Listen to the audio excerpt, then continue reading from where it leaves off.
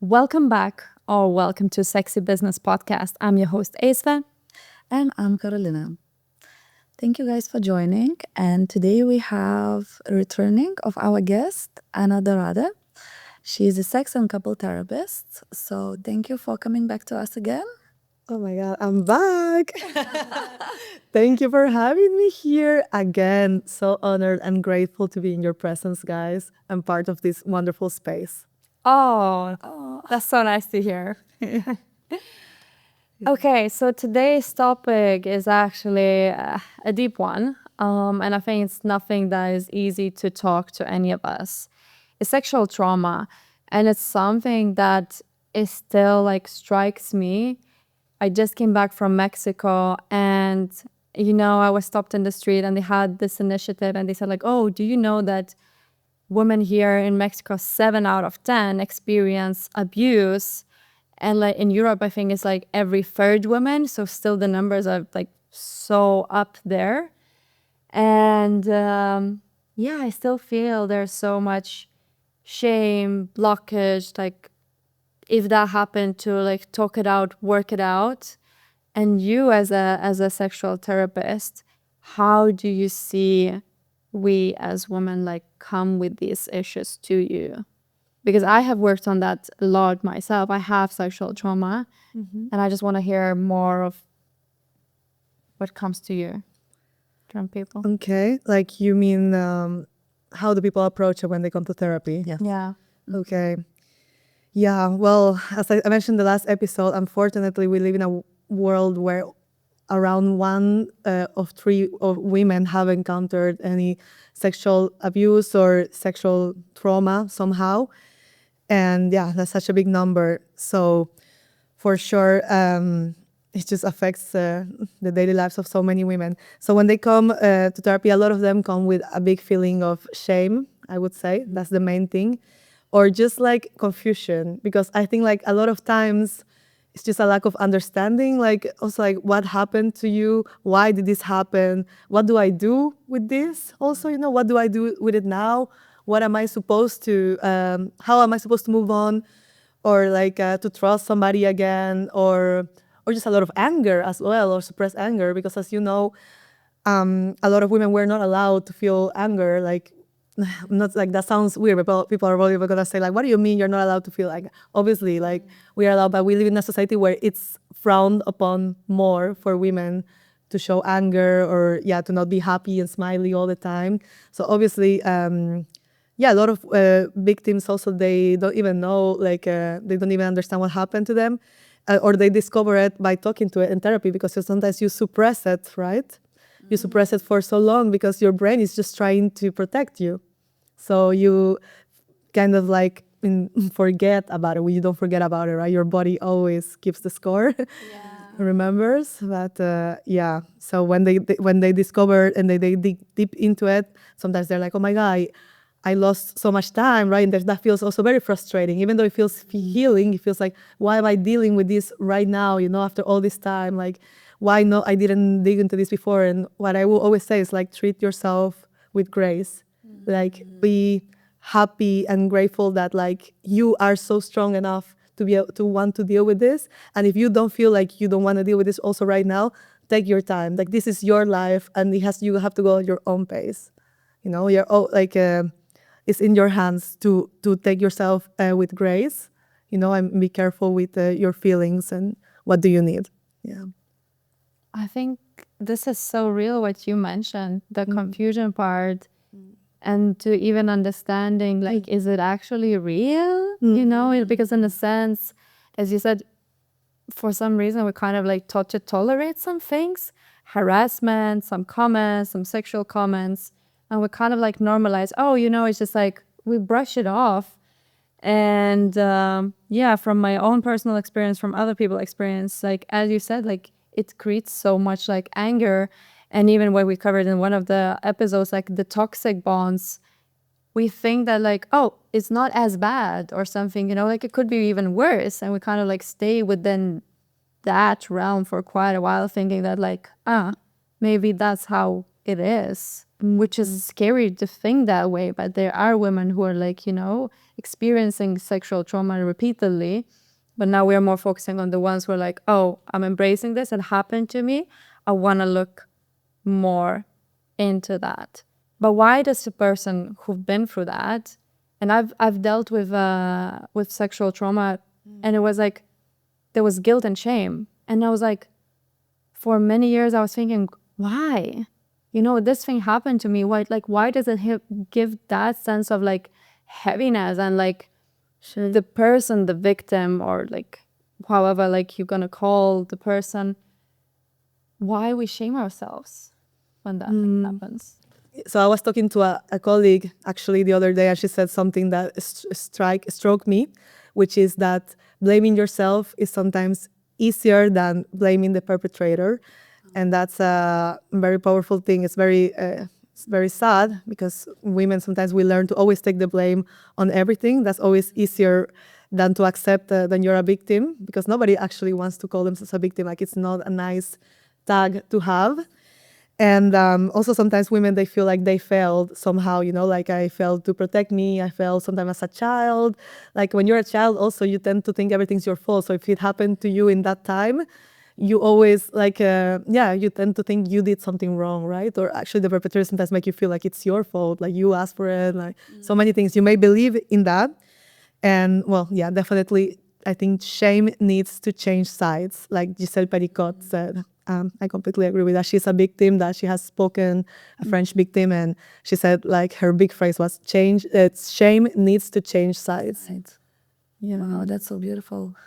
I think I would like to share one story of mine.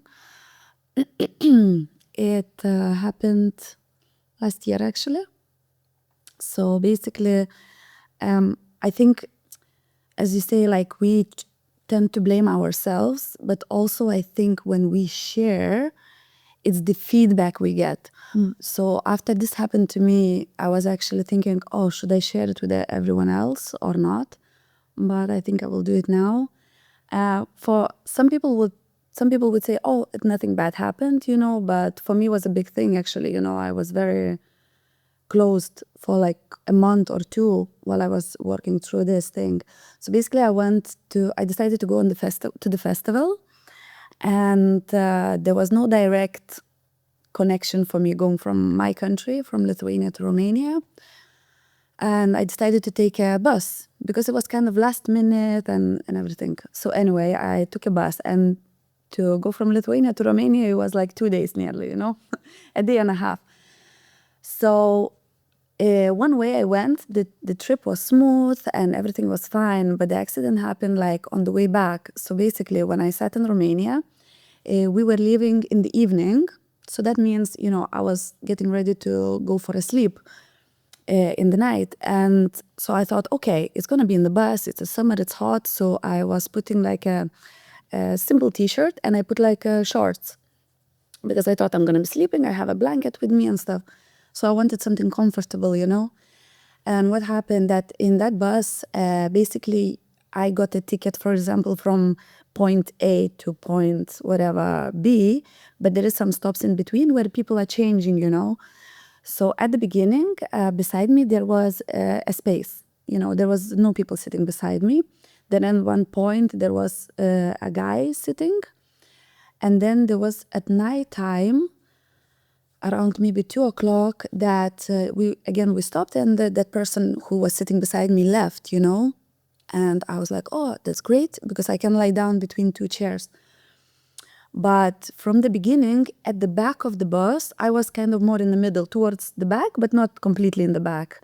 There was a group of men, I don't know, age maybe 40, 45, something like that, And they were actually drinking, making a lot of noise there, and stuff. But, nobody was complaining, so I was like, okay, that's fine. But what happened during the night? Well, while they're passing by in the bus, the few times, I saw them looking at me, so I tried to ignore them. I was like reading my book and stuff. And I lay down on my chairs, and I was like, okay, I'm gonna put my bomb into the window, and I'm gonna put my head here, on the side. And I'm falling asleep. It was like 3 in the morning, and I'm falling asleep. And oh, that feeling is like, it's making me shake now. And I feel like someone is coming like, and with a hand, like touching here behind my ear and the neck and saying, oh, can you wake up? I want to sit down here, you know? And I was like, you know, I was like half asleep, and I woke up, I kind of sit like this. And that man, he pushed my bag on the floor and he sat beside me. But I was still in like a kind of sleep awake mode, you know? I didn't understand. I was like, why are you sitting here, you know? And he was like really, really drunk. And he's like, there is no more space. People changed again. I thought maybe I slept through like a stop and somebody moved and stuff, you know? So he sat down beside me and I was like, okay, I started to try to get comfortable, you know? I took a pillow. I kind of looked around. The bus looked very full. And I was like putting my pillow thing to try to sleep again, you know? And next thing I feel, his hand is going on my thigh, like here, you know? And he started brushing my thigh, you know? And then I jumped. I was like, oh my gosh. I was like, what are you doing, you know, and stuff. And he's like, oh, but you don't like it and stuff. You know, he was trying to talk to me in Russian also a little bit.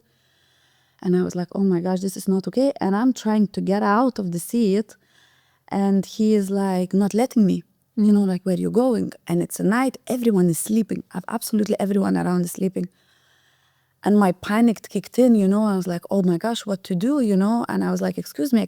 And everyone is asleep with the earphones. Nobody can hear. Well, that's the other thing. These days, everyone puts the things in the ears and nobody, you know, listening. And I was like, oh my gosh, how I can get out and stuff, you know? And then there was like this couple beside me. And I was like, oh, guys, I said, excuse me, guys. And the guy woke up. There was a couple. I was like, can you help me to get out, you know? And he passed out. He was so drunk, he passed out, you know, like he fell asleep or whatever, you know. So the guy helped me. I climbed over him and I was like, look, I cannot sit. I said, he was touching me, you know. And the guy was like, yeah, we need to go and tell the drivers, you know. So I come in the front and luckily, thank goodness, the driver was like a young guy. And I said to him, I was like, can you change my seat, please? Because I cannot sit there anymore, you know. He's like, well, the bus is very full. I said, but I cannot sit. I said, this guy was touching me, you know. And this amazing driver was like, okay, let's stop the bus. He stopped. We were in the middle of nowhere, absolutely hours away from something else, you know, from town and everything. And we stopped and he's like, okay, what's happening? He came to check this guy and he was out like a lamp, this man, you know. So he was like, okay, we're gonna call the police, you know. So we called the police. We were staying for like nearly 2 hours waiting for the police to come. And, you know, everybody started to wake up. What happened? And, you know, what happened, the explanation. And the driver just said, look, we have an accident. We need a police involvement, you know.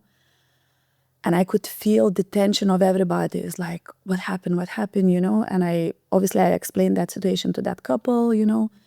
And they were like, yeah, you're right. This girl was very like strong. He's like, yeah, it's unacceptable and stuff. So the police comes. They finally woke him up. They got him out of the bus and they're asking him what happened. And he was like, oh no, I fell asleep. My arm just fall on her. And then I was like, the stuff going through my head, it was like, okay, maybe I misread that he was putting the hand on me, you know? But I know I didn't, you know, because he wasn't sleeping when he was doing this, you know? And so there was a police again who came. It was basically 3 men and 1 woman of the policeman. And this woman is coming and taking my statement, you know what happened, and I'm explaining to her. She comes back and talks to them, and they're keeping that guy away from me because he was screaming already at me that I'm crazy, that it didn't happen, and blah, blah, blah, and blah, blah. And so I said, look, they've been drinking the whole trip. You know, he's drunk. I'm sober here. You know, I know what happened, you know. And the police girl comes to me and she's like, look, the situation is like this. We are in the middle of nowhere. We have nowhere to put him. Can he stay in the bus and continue going, you know? And I remember this girl from that couple, you know, she was like, this is not acceptable, you know, like nobody feels safe in the bus if they are like this, you know, and it's not our problem, that it's a police problem now to take him away somewhere. But all the situation happened, so they kick him out.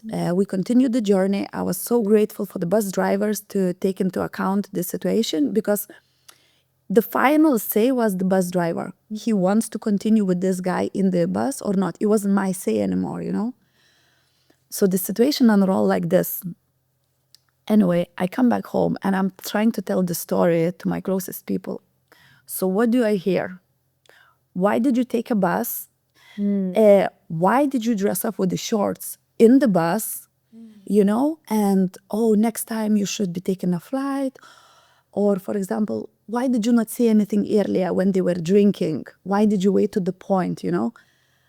So after this, I'm getting a bit emotional now, but you know, after this, you realize that even though you know what happened, in that situation, people are like, oh, maybe it didn't happen. It was your fault because you were traveling at night in the bus and stuff, you know? And like just in general, even the police who was there, because it was like 3 men and 1 woman, was like, they were trying to convince that police woman that, you know, I mean, it's not that bad. She wasn't raped. That's what they said. You know, so in this situation, as you say, you know, like this trauma, like keeps us really, should I talk about it or not? You know, because I don't feel like, where is a safe space to share this information? Because all you hear is like, oh, you did wrong this, you did wrong this, you did wrong this, you know, like. So how to continue with this?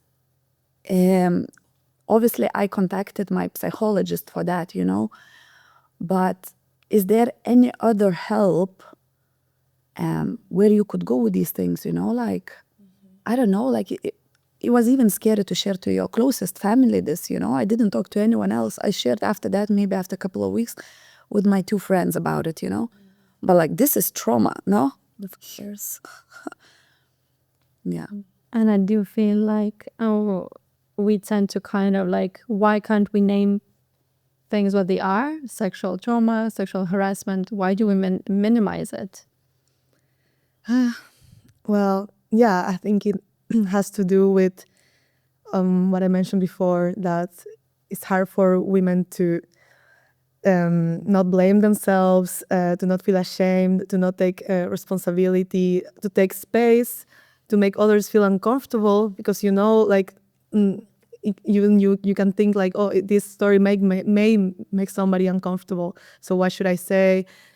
And yeah, and we are also taught to doubt ourselves all the time, right? So as you said, like I was even thinking like, did this happen? Maybe you believe the perpetrator, like maybe, so yeah, you start even like doubting your memory, because also your brain wants to protect you.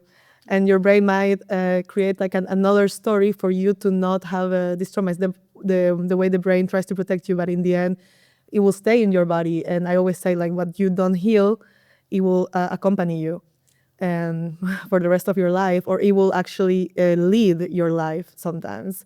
And it's crazy how victims sometimes they realize, I made all these decisions, I ended up with this partner, I ended up taking this kind of job, this kind of career path, or I went to this country because of my trauma, you know, because that led me there. And it's crazy, like it was not even my own decisions, it was like my trauma leading me.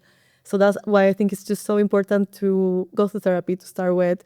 If you can also go to like a sex therapist that is, or a therapist that is specialized in trauma, a woman therapist, maybe, or somebody that you feel comfortable to. And another thing I think that helps victims a lot is to talk with other victims.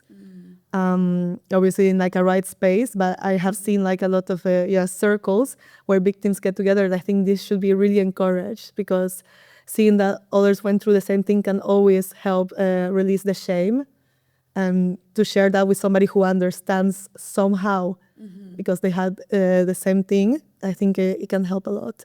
And yeah, obviously, like also there's many books and movies, but I always think like finding a place, a safe space where you can share. Talking is so healing, right? When somebody actually listens to you, and we need to listen to victims more, and we need to believe them more. Yeah, because it makes me Thank you feel for like sharing. Oh, thank you.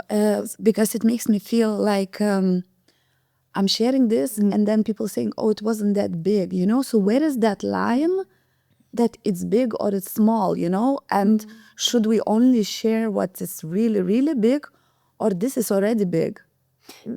It's You very, know? it's very, very interesting with the emotional trauma and sexual, like it ties into that, right? I mean, if I broke my leg, it's so visible. And then, like, oh, yeah, you know, like you go to the hospital, you do that. And with the emotional part, one thing that to you would be massive might not be as big to me just because we have different emotional capacities, we have different experiences in life. But then another thing might be completely massive to me and small to you. So I don't know, like to me, it's never about the vastness of it that happened, but how it affected you or me. And as you said, like hearing that, going through that, the trauma actually can be the leading character in my life. And I might not even know that it's like taking the main driver's seat and like driving it. So like how do we get affected by sexual harassment and like Good question. like yeah, how can that affect us in our daily lives, at work, in our careers, in our raising kids, just living? I think it can keep you very tense because when something like this happens to you, well, and first, foremost, thank you for sharing. Really, like you were so strong to share that, and I hope you're feeling okay. Are you feeling okay? Yeah. But yeah, I can conceive. it's still there, you know, this. Okay, I want to ask you then later, yeah, some questions as well. How you are carrying this with you right now, if you want to share, of course. Yeah, how sexual trauma affects the victims. Well, it can be many things, but one of the things is also, I think, like you have this new awareness, like some sort of innocence has been killed, right? Some like this kind of trust that you had others, so that you live in a world where like nothing's gonna happen to you. Now this can completely change, and maybe you can feel now like you're never safe, like nowhere, like you never know who you can trust.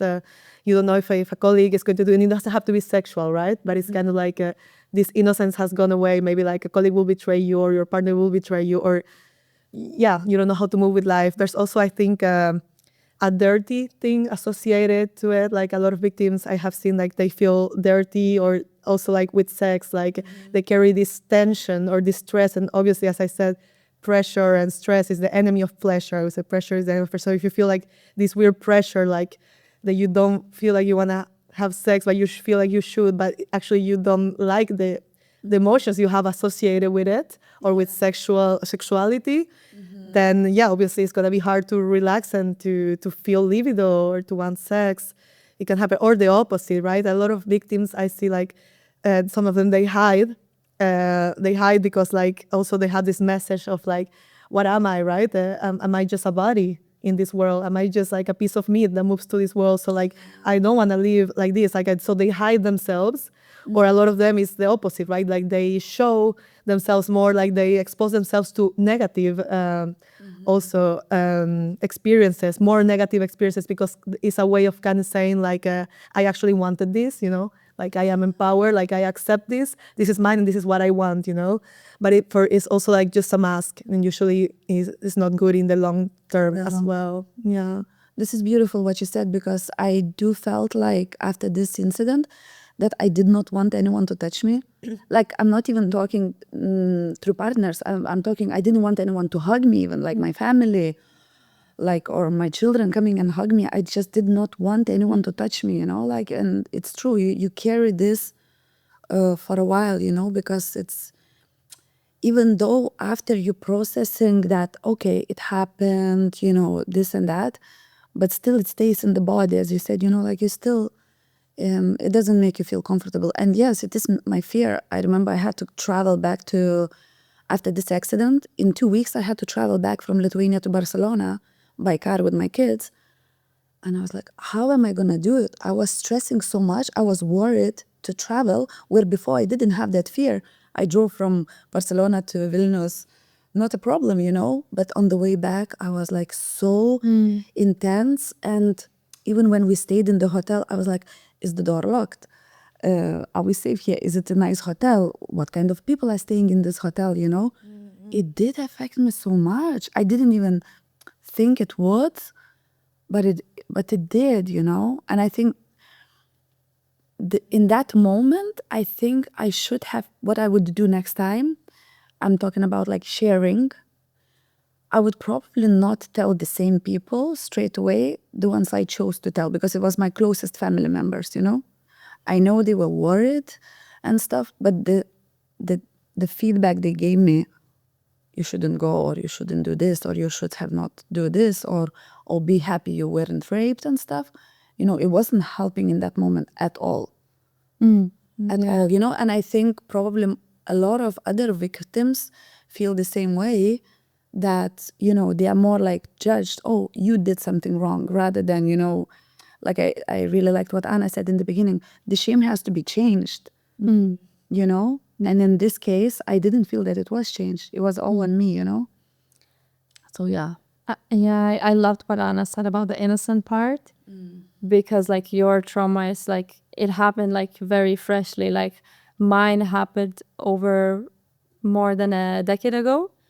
And I have worked with it recently. I've worked with it many times, but this time, while I was in Mexico, I took an embodiment coach.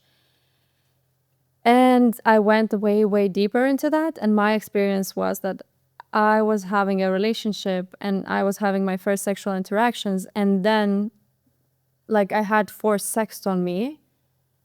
And I didn't know how to deal with that. But now, after working with that, like, my sister asked me, she was like, why have you never told us that? But then I realized that, as you said, like when I said and shared other things, they're like kind of like, oh, but it's like, you know, it's nothing or something like that bad.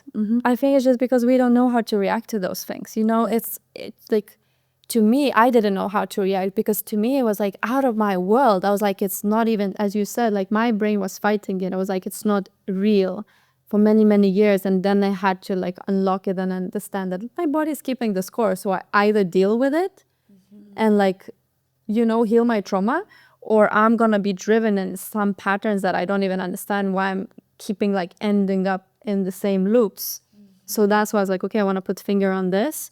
And that's exactly what I in that session got. She was like, oh, you were just innocent and that was taken from you. And of course I had so many tears. I was like, you know, because yeah, it's as like what you said, like you feel we are like still an innocent girl, you know. Like we feel that we think that we don't have that part anymore, but it's still there. And when something like that happens, as you said, you're like, oh my gosh, then I'm kind of like a dirty, nobody want, like I don't want to be touched. I thought that I won't want to have sex ever in my life. And of course that changed, but like it takes time, different modalities, the right person to talk with. Yes, definitely. Yeah, so it is a hard topic. Yes, for sure. And thank you also for sharing, girls. And I'm sorry you both have to go through that, but I think it's very inspiring that you share your story today. And for other victims as well, as I said before, I think it helps to listen to others that went through the same, to know that you are not alone. Like victims, you are not alone. You know, do not keep yourself alone. Like your story is still going, you know. And I think it can be so empowering when you decide, like, what happened to me is not my fault, but what happens from now on, because I am an adult, how to heal myself, it is my responsibility. And it is like my, you know, like it is our responsibility. Yeah, and it's like from now I take my power back and I'm gonna heal myself and I'm gonna still live the best life as I can, because it's my life and I'm not gonna let this experience, right, shade me. But you can still see how it affected you. For some people calling themselves victims, it is helpful, you know, to put this tag, because it's like I can finally put the shame on the other side and put the blame, you know, blame on the other side as well. Like he did that to me, like I'm not, it was not my fault. For other people, they prefer to use a different term. I think whatever helps to you and to heal. Wow, that's beautiful. Yeah. No, I think definitely only from speaking, we inspire each other and we get that word out, you know, because even if you take 50 years ago, you know, women were not really sharing that much what's happening. And I think in our generation, we like millenniums, I think we keep open up more and more. And we are those healers that, you know, we're gonna bring a little bit more different energy and vibe into society, no? Yeah. And I feel like, look, even now we're talking about it and like, you know, you shared it and like the energy is like heavier and heavier. But then I feel by learning and like, I feel like I'm learning and releasing, even if when I'm not doing like the actual work, Yeah. I'm still like letting go. Like, you know, just sharing this, like I kind of like it's not getting solved, but like it's just like, oh, okay, it's out there. As you said, like just understanding that I'm not alone in this. Oh, she got that, he got that. You know, it's like, oh, I open up to that possibility that like, oh, okay, we have all been through something. And it's in a sense for me, it was like accepting that it's like, okay, it's a bad thing that happened, but like, okay, that it happened. And as you said, like take that empowerment back. Like, okay, from now on, I want to like be the one steering the wheel, not my trauma, which I don't even understand and didn't unpack. Exactly, exactly. You're making me think as well how much, well, some people call it shadow work or these kind of things also can help so much. Just having grace and just hugging that person, you know, in not only with this kind of trauma, but with any kind of trauma, you know, just release the guilt, just like hug that little girl, because as you said, she's still in us, and just give her grace and ask her what does she need, what does she want, and tell like you are in the hands of an adult now. If that, you know, I am taking care of you, and just hug yourself and tell the. I always invite people to say like get the worst version of yourself, like that version of yourself that you cringe about, you know, when you think about her, that you're like, oh, I don't want to think when I did that or when I was in that phase of my life. Like no, like meet with her, literally meet her, invite her to sit next to you and hug her. Tell her she's amazing, that there's nothing wrong with her, that she's so beautiful and she's not excluded. You know, she is welcome here. Oh, yeah. Yeah, she's part of you. And I always say with everything. Also inspiring and very inspiring. This is the best, I think, advice that you can give to women out there to meet that part version of themselves, either just sitting with themselves and looking into that part, or also going through like, you know, professional services. I think it's a very, very, as you said, deep work. It can be very dark and working with the shadow, you know, like there are different modalities. So it could be psychology, it could be more energy, embodiment, some like somatics. There are different modalities, different things work for different people. And I just want to ask you, have you gone through sexual harassment? Have you experienced sexual trauma? Can you have space to allow yourself to think about that and meet that innocent girl who experienced that? Yeah, that's so beautiful said. Yeah, we would be very happy to listen and to hear your stories too.